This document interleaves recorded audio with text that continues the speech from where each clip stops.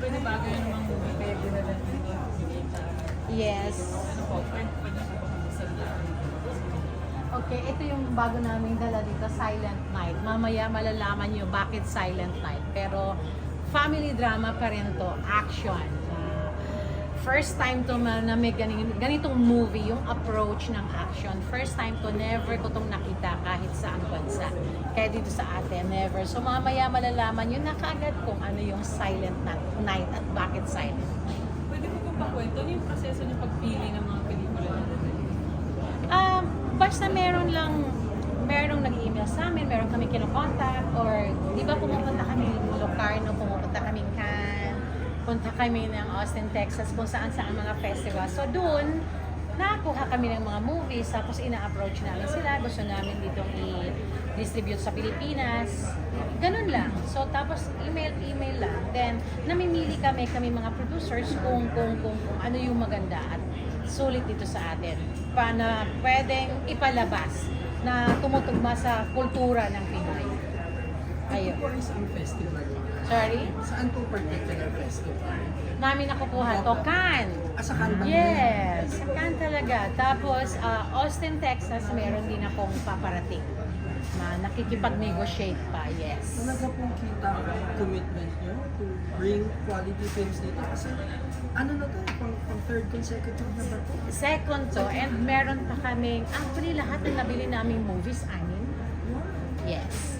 So next year, merong mga palabas pa. At hindi lang yung drama, hindi lang yung art film, hindi lang action, meron din kaming comedy, iba-iba.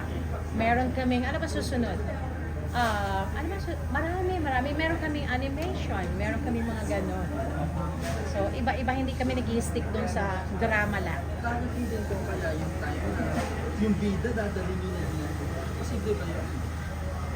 Pangarap ko yun.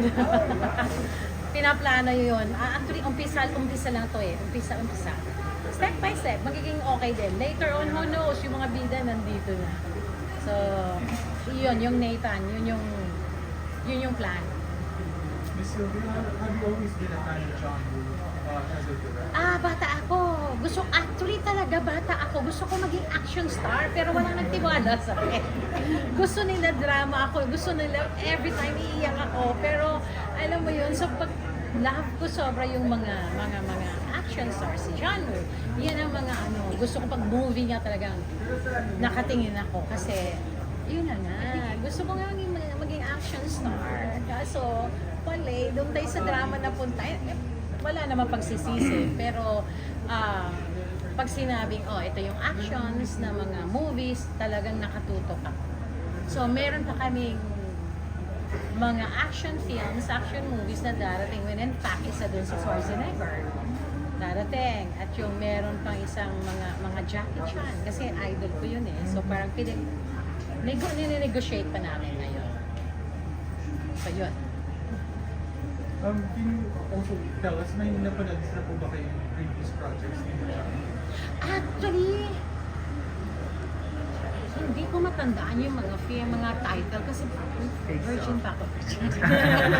Bata pa ako, pero ito talaga yung pagbabalik niya ako after how many years? Yeah. Diba, nag-stop shot. Diba siya yung famous ng mga slow motions, famous siya sa mga ganun eh. Ano pa ba? I think kung hindi ako nagkamali eh, Mission Impossible, di ba? Siya yung mga movies na ganun. So, of course, napapanood ko yun. So, kung alam natin kung gaano kaganda yung mga Mission Impossible, panoorin nyo to kung bakit Silent Night. At panoorin nyo ulit yung angkin niyang talento sa movie na to. Talagang merong mga eksena dyan, gumaganon kami. Yung reaction namin. Kaya, Congratulations po sa Nathan Studios. Ano po ba yung aabangan? marami pang abangan. Bukod sa pag-distribute ng movies dito, magpo-produce kami. And yan, nag-start na yung isa namin pinroduce. Gumawa na kami ng nag-start na. Ayoko sabihin, bawal pa po, pero malaking project po yun. Ano pong naramdaman niyo, Miss Sylvia, after watching the movie? Ito, syempre ito, di ba? Sabi ko, sinasabi ko nga gusto ko ng action, ito talaga mula umpisa hanggang katapusan. ready kayo. Kasi mapapagod kayo sa action. Gaganon lang kayo ng gaganon. Alam mo yun, kung doon sa mga mahilig sa actions, eto yung movie na yun. So, good luck sa inyo. Ano bang pagkatagyo ng Nathan Studios?